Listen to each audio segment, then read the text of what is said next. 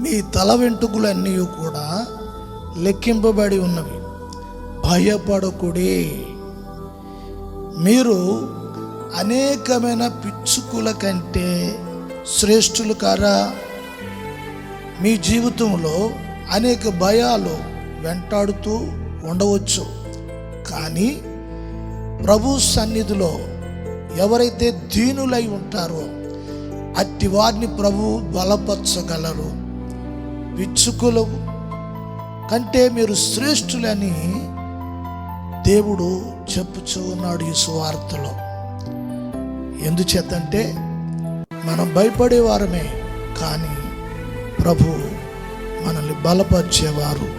ఏ విషయంలో కూడా భయము చెందనవసరము లేదు. నీ తల వెంట్రుకలు ప్రతివి కూడా లెక్కింపబడును. అంత శక్తివంతమైన దేవుడు మనకున్నాడు.